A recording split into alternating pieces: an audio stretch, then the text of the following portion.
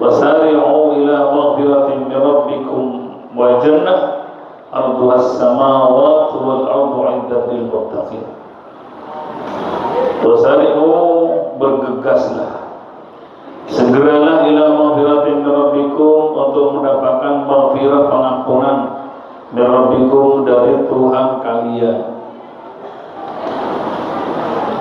mendapatkan pengampunan, wa jannatin, dan mendapatkan surga, di mana arduhas samawatu wal ardu, luasnya surga itu seluas langit dan bumi. Apa maghfirah dan surga itu? Uiddat lil muttaqina, disediakan untuk orang yang bertakwa. Dalam ayat ini sebelumnya wal kadhimina itu kita dianjurkan, diperintah oleh Allah untuk segera mendapatkan pengampunan dan mendapatkan surga, di mana itu akan disediakan untuk orang-orang yang bertakwa. Siapa orang yang mendapat pengampunan dan mendapat surga? Alladzina, yaitu wong yunfikuna, yang sama-sama menafkahkan, fisarra'i, dalam bunga jembar, wadarra'i, dan ruwak-ruwak. Jadi orang yang mendapatkan pengampunan dan mendapatkan surga itu adalah orang-orang yang suka membelanjakan, mendermakan sebagian hartanya, baik dalam bahagia atau dalam keadaan kepepet atau sempit. Itu akan mendapatkan pengampunan dan surga dari Allah. Selanjutnya wal kadhiminal ghaidha, orang yang mendapatkan pengampunan dan surga adalah orang yang menahan terhadap amarahnya. Apa yang dimaksud menahan amarahnya? Dia anggap disalahi orang lain, contohnya.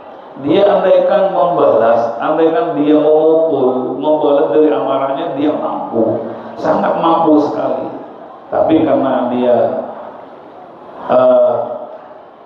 menahan amarahnya, mampu menguasai dirinya,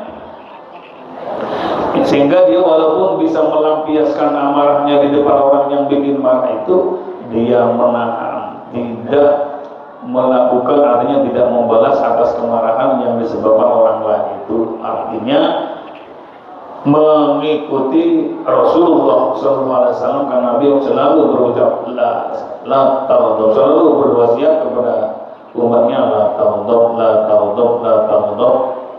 Sering diucap oleh Nabi, ojo murang-muring, ojo gampang marah. Maka wal kadhiminal ghaidha itu orang yang bisa menahan amarahnya. Padahal dia bisa, andaikan melampiaskan amarahnya dia mampu, karena mungkin atasannya katakan. Maka orang yang bisa menahan itu akan mendapatkan pengampunan dari Allah dan mendapatkan surga. Itu janji Allah. Tapi sulit Pak ya, sulit sekali. Kalau sudah disalahi orang lain itu bisa kebakar ya, marah semarah-marahnya. Ini kalau bisa mampu menahan amarahnya, tidak melampiaskan amarahnya, maka dia akan dijanjikan oleh Allah akan mendapatkan pengampunan dan mendapatkan surga dari Allah Subhanahu wa Ta'ala. Seperti apa surga itu? Luasnya, besarnya, arduhas samawati wal ardu, yang luasnya seperti luasnya langit dan bumi.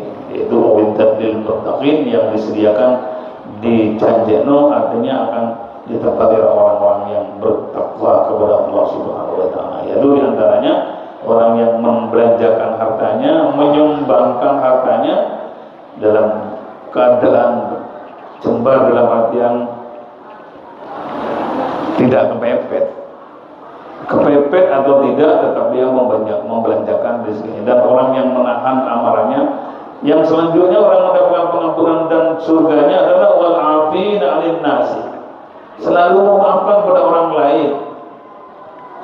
Bila disalahi atau mereka punya salah kepada kita, kita selalu mengampuni terhadap salah-salah itu. Dan itu janjinya memang berat, tapi janjinya adalah pengampunan dari Allah dan mendapatkan surga dari Allah. Memang sulit untuk dilakukan, tapi kalau kita bertahap mulai belajar dan belajar. Orang marah itu memang setan yang masuk kepada tubuh kita, sehingga kita tidak mau dikalahkan, tidak mau dirugikan, akhirnya marah semarah-marahnya. Marah itu adalah kelakuan setan. Kalau panjenengan sudah mulai memaafkan orang lain, sudah menahan amarahnya, panjenengan sudah sekian persen masuk pada dunia tasawuf. Orang yang sudah mengerti tentang dirinya, menguasai dirinya, sehingga walaupun di sana orang lain kita tidak mau marah, berarti kalau kita masuk ke dunia itu berarti sekian persen panjenengan sudah masuk pada dunia tasawuf. Sebab pernah saya sampaikan pada kesempatan ini, belajar tidak marah bila disalahi orang lain memang sulit dan sangat sulit sekali. Rasulullah Muhammad SAW menyatakan, man kaffa ghadabahu kaffallahu adabahu, man utawi sapane wong kaffa iku nahan ghadabahu ing murang-muringi ing mangkele wong, dibikin mangkel orang lain, dia tetap bisa menahan. Apa jaminannya? Janji Allah, kaffallahu, maka nahan sapa Allah adabahu ing siksaan. Kalau dunia sudah menahan marah, tidak bisa, artinya tidak melampiaskan amarahnya, ditahan di dalam hati, tak kokoh, tak sabroai, itu nanti dijanjikan oleh Allah, Allah akan menahan siksaannya. Man hazana lisanahu utawi sapane wong hazana kang nahan nyimpen lisanahu ing lisane wong, maka satarallahu, Allah akan menutup auratahu ing kecelahan aib-aibnya akan ditutup oleh Allah. Jadi lisan mestinya langsung ngomong, melabrak, bentak, tapi kita menahan, maka nanti Allah akan menutup kesalahan aurat kita, dalam artian celah-celah kita tidak akan diperlihatkan oleh Allah Subhanahu wa taala. Memang Bapak Ibu yang dimuliakan oleh Allah, di dunia ini ada orang yang kuat. Yang kuat itu bukan yang pandai berperang, mengalahkan segala musuh dalam perang, tapi orang yang menang adalah orang yang mampu memiliki jiwanya, orang yang bisa menguasai terhadap jiwanya indal ghadabi, ketika marah. Itu berarti yang dikatakan orang yang kuat, orang yang menang, yang paling kuat di dunia bukan orang yang menang di dalam peperangan, akan tetapi orang yang kuat adalah orang yang mampu memiliki jiwanya, memiliki nafsunya ketika murka. Kalau sudah urusan, na'udzubillah, mudah-mudahan ya tidak terjadi urusan keluarga yang diganggu, umpamanya anak-anak kita yang diganggu, bahkan kadang-kadang mesti mengeluarkan uang sekian rupiah dalam gangguan itu, kadang-kadang kita lepas, nggak bisa marah. Kalau kita sadar bahwa itu adalah Allah yang menjadikan hal itu terjadi, maka kita akan sadar. Memang rukun iman yang terakhir, yang keenam, adalah takdir atau sesuatu yang baik atau yang tidak baik itu karena dari Allah Subhanahu wa taala. Semua kehendak Allah. Akan tetapi secara akhlak kita harus punya sikap. Yang baik adalah dari Allah, sehingga kena awak dewi. Tapi hakikatnya adalah Allah yang berkehendak. Seperti sekarang ini, semua hal yang terjadi di antara kita, keseharian kita selama 24 jam tidak terlepas dari kehendak Allah. Enggak ada yang ketepaan. Saya ketepaan ngaji di ngampil, enggak ada yang ketepaan, Bapak Ibu. Ketepaan saya harus ngomong, ketepaan saya harus tepat membaca, tidak ada yang ketepaan. Semua Allah yang menetapkan, Allah yang mengatur semua itu. Artinya bukan ketepaan pas ngaji, enggak, bukan ketepaan, tetap Allah yang berikan kehendak, yang menggerakkan hati kita untuk mengaji dan berbuat sesuatu apapun adalah Allah Subhanahu wa taala. Termasuk hal-hal yang mungkin yang tidak disenangi kita, itu terjadi di tengah-tengah kita. Bapak Ibu yang dimuliakan oleh Allah Subhanahu wa taala. Sesuatu yang terjadi di rumah kita, di tetangga kita, di rumah tangga kita, kadang kita tidak suka, tapi ternyata itu hal yang terbaik yang terjadi di tengah-tengah keluarga kita. Kadang-kadang kita tidak paham. Sebetulnya Tuhan berkehendak baik pada seorang, pada hambanya, bahkan bisa jadi diuji dan dicoba.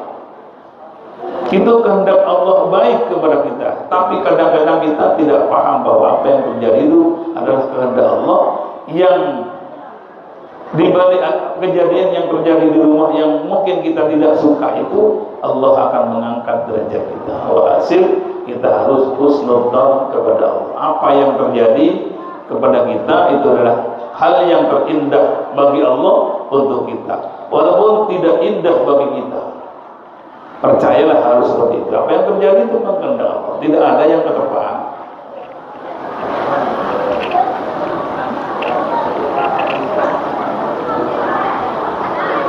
Ayat yang lain, Allah Ta'ala khudhul afwa wa'mur bil ma'ruf wa'mur bil urfi wa'arid 'anil jahilin. Khudh ay atau ikti maringono sapa sira al afwa ing pangapura. Khudh ay ikti maringono sapa sira al afwa ing pangapura, wa'mur lan perintah sapa sira bil urfi kelawan kebagusan, wa aqrid lan malingo berpaling lah maksud anil jahilin, mingo sapa sira anil jahilin saking pira-pira wong kang bodoh.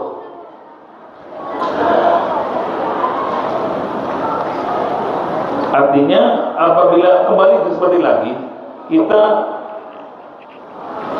apabila disarai maka khudil afwa, berilah ampunan mereka, wa'mur bil urfi, maka suruhlah mereka dengan berbuat baik, wa'arid 'anil jahilin, berpalinglah dari orang-orang yang bodoh.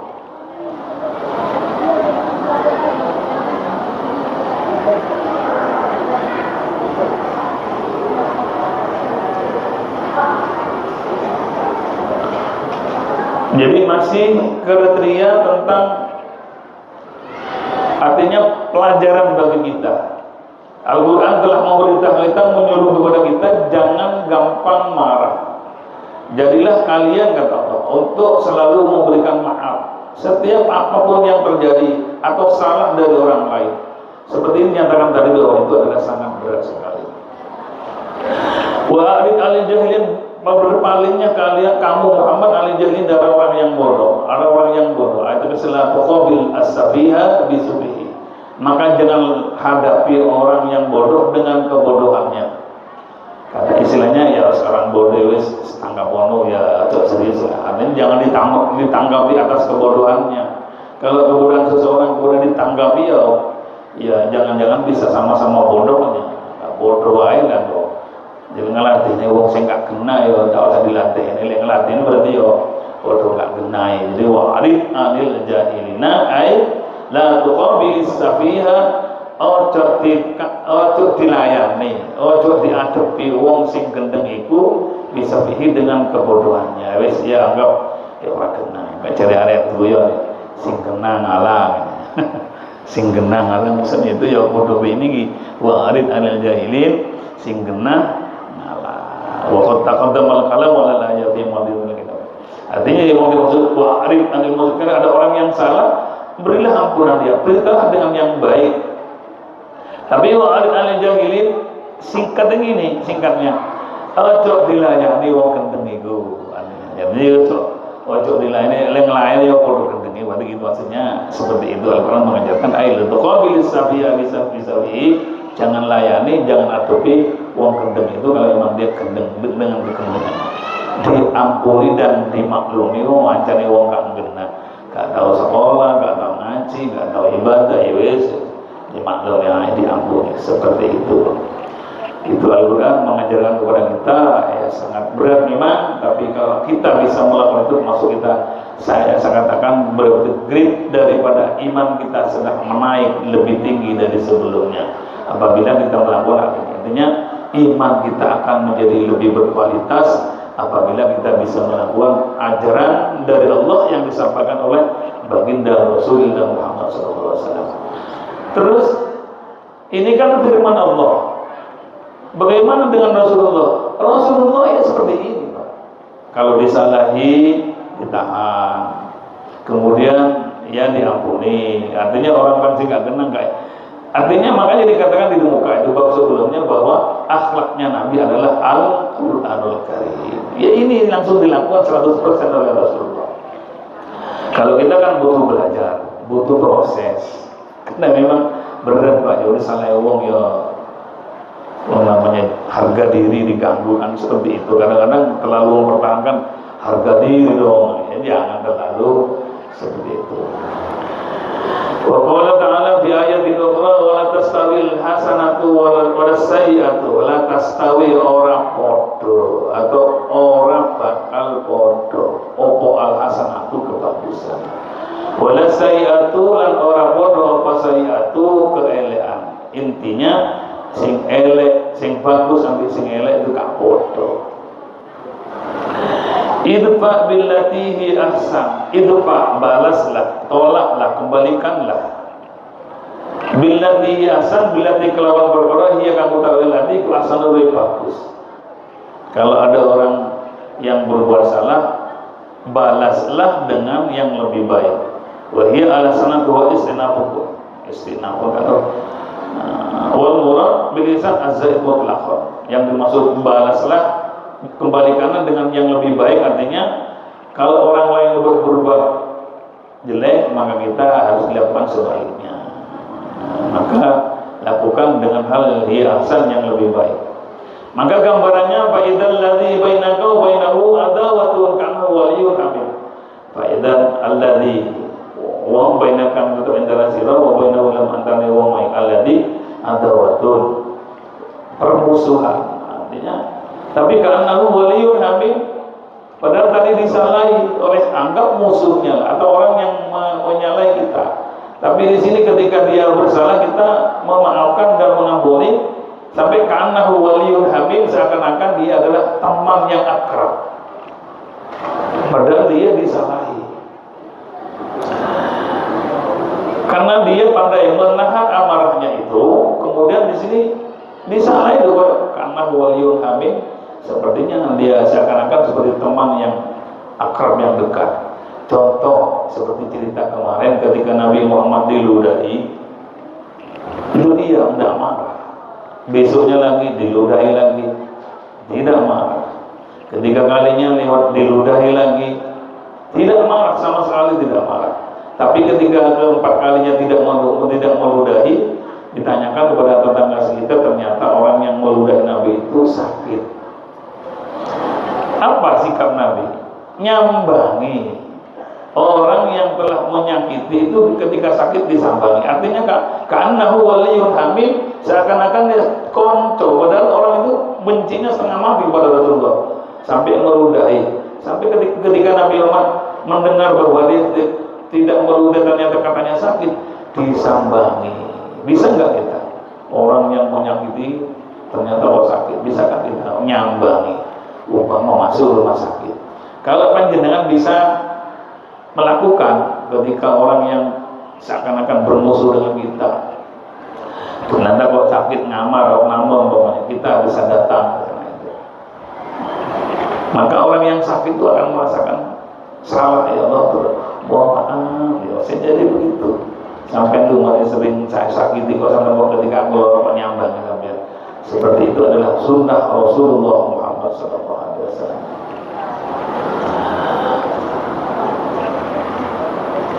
Sulit, memang sulit.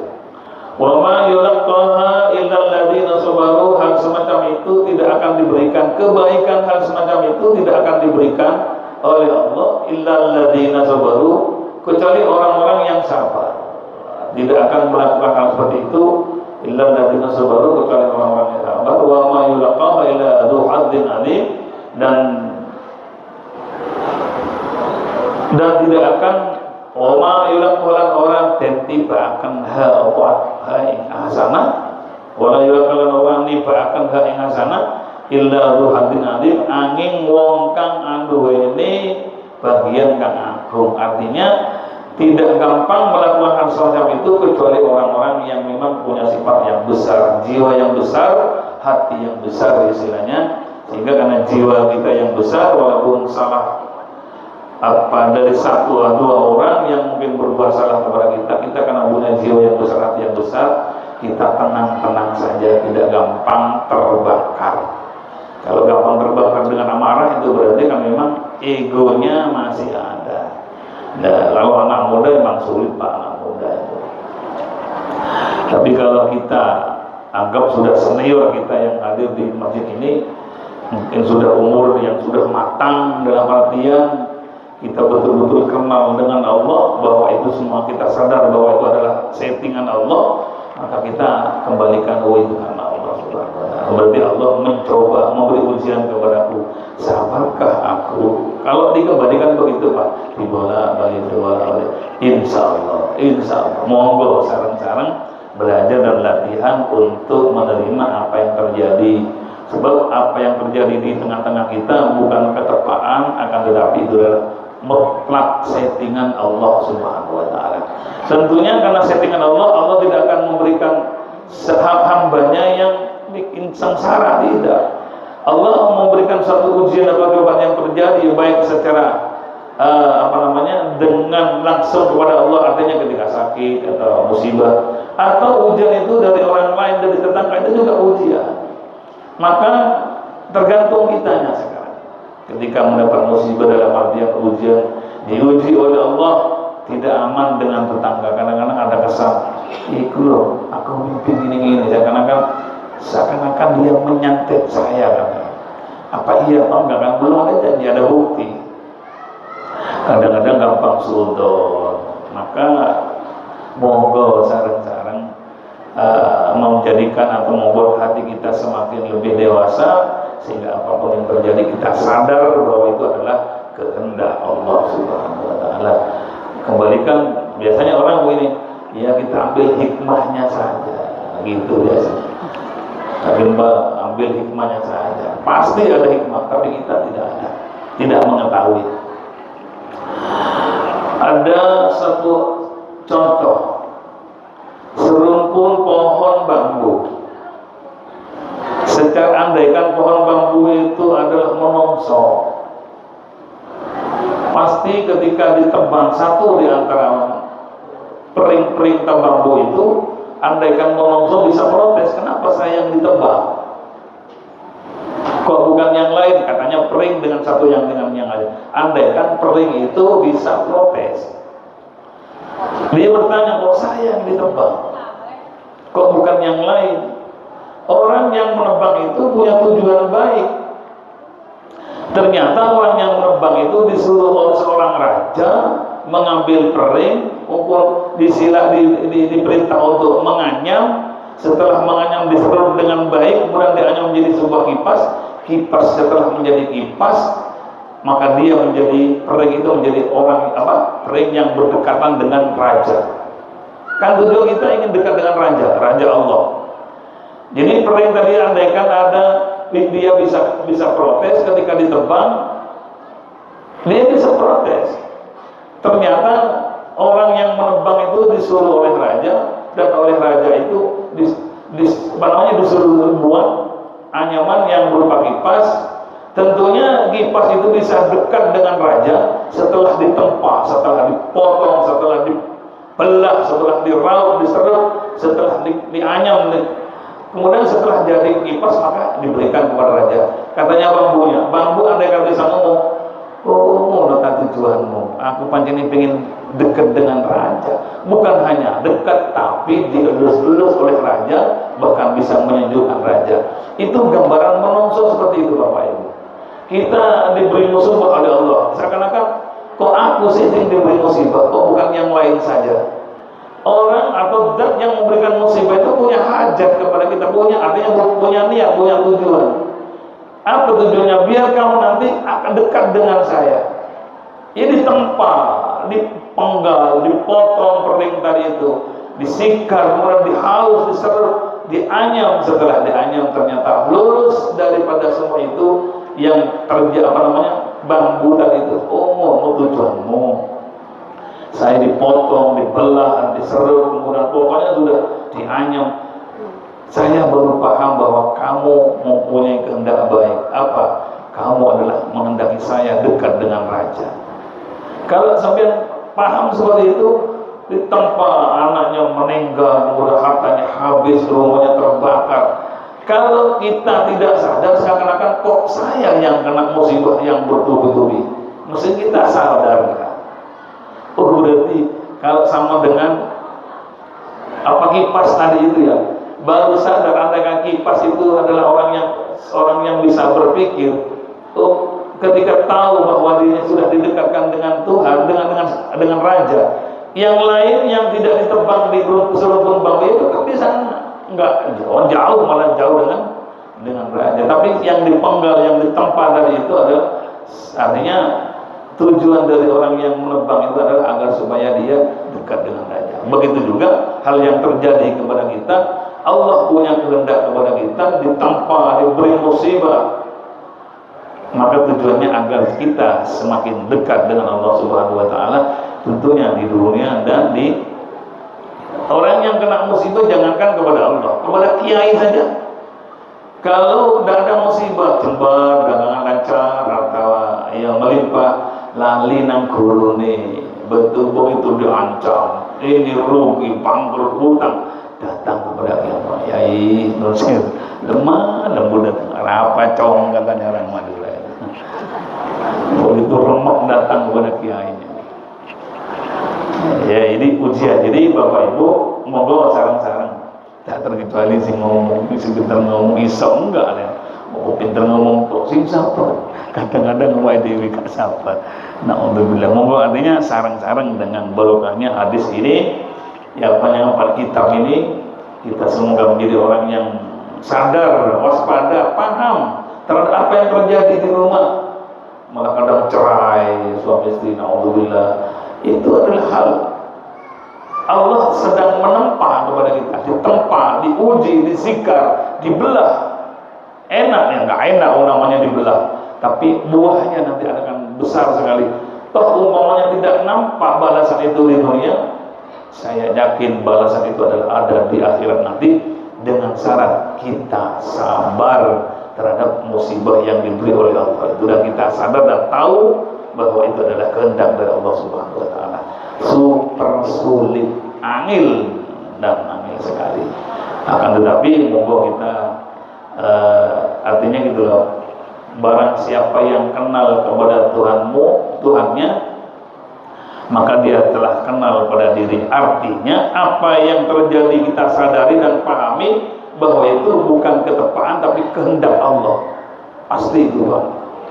Ketepaan, kecurian, kecolongan dan sebagainya, sepeda motornya hilang, itu ujian yang sedang terjadi di antara kita.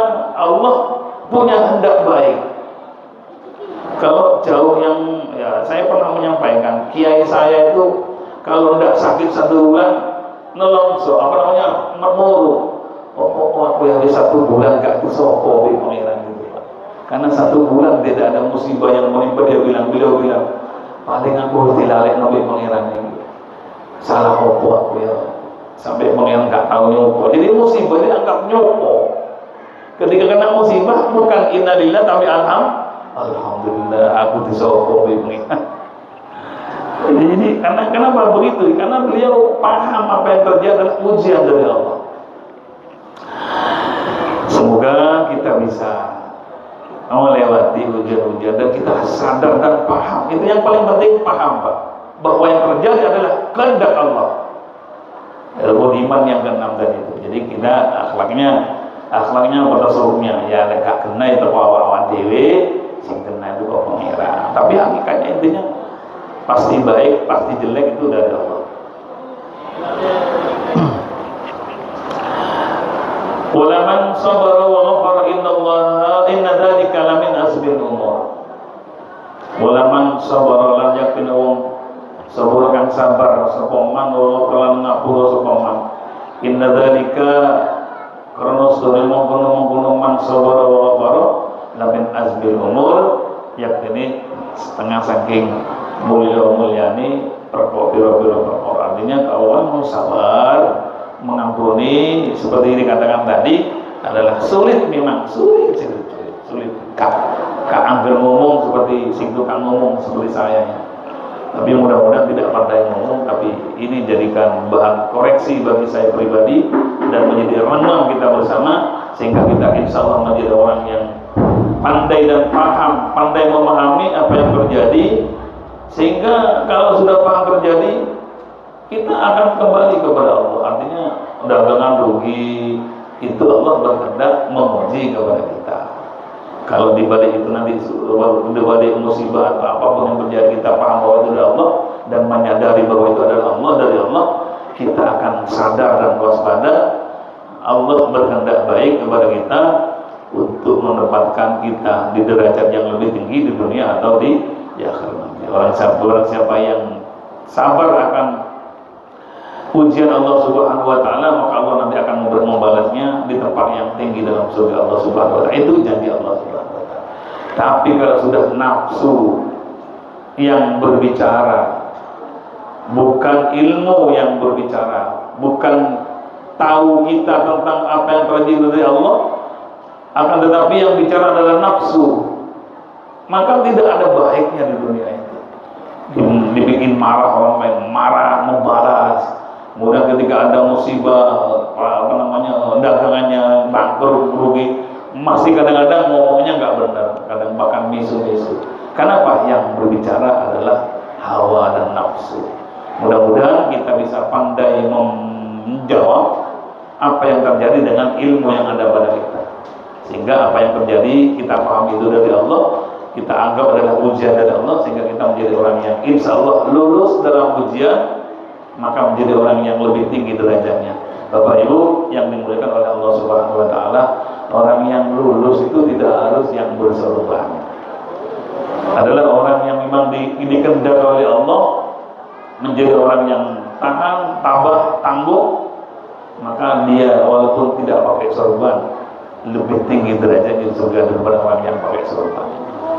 Artinya bukan yang tidak mungkin ya. Kalau yang bersorban biasa dengan ilmunya ya tentunya lebih tangguh dari panjenengan non sewu yang tidak pakai sorban. Kata kiasan saja. Artinya walaupun kita tak bersorban, bukan tergolong background kiai katakanlah, tapi kita bisa menelaah apa yang disampaikan oleh Rasulullah, apa yang disampaikan Al-Quran Karim, kita pandai membaca dan memahaminya, kita paham, kita akan naik iman kita. Tentunya setelah iman dan ketakwaan kita lebih tinggi, maka inna akramakum indallahi atqakum. Yang paling mulia di surga bukan yang pakai label di dunia, akan tapi orang yang paling tinggi derajat di surga adalah yang ketakwaannya lebih dari yang lain. Ini memang dunia tasawuf memang sulit untuk ditiru, tapi jangan kita mau tidak dia yokai solusan nabi, tidak demikian. Ya kita belajar lah. Jadi siapa tahu walaupun kita tak bersorban, bahasa istilahnya kita bisa lebih istilah corolan ini Pak. Walaupun kita tukang beca, tukang tempe, tapi ilmunya oleh neliti, memikirkan ternyata kok lebih hebat daripada orang yang pakai label di dunia, maka bapaklah yang lebih tinggi derajatnya di surga nanti. Amin Allahumma amin. Al-Fatihah. A'udzubillahi minasyaitonirrajim. Bismillahirrahmanirrahim. Amin Ar-Rahman Maliki Yaumiddin. Iyyaka na'budu wa iyyaka nasta'in. Ihdinas siratal mustaqim. Shiratal ladzina an'amta 'alaihim. Wa sallallahu ala sayyidina Muhammadin walhamdulillahi rabbil alamin. Allahumma shalli ala habibika sayyidina Muhammadin wa alihi wa sahbihi wasallim salatan wa salaman tujiruna bihima minan nar wa tudkhiluna jannatal ma'al. Allahumma tub alaina qabla al-maut warhamna 'inda al-maut wa la tu'adzibna ba'da al-maut. Ya khaliqal maut wa ya sami'as sawti fadna min al-afati wa ahad wa qabat birahmatika amin. Allahumma ja'alna wa auladana wa talamidana wa dhurriyyatina wa zawjatina min ahli al khair wa la taj'alna wa ya nasari wa ta'ir.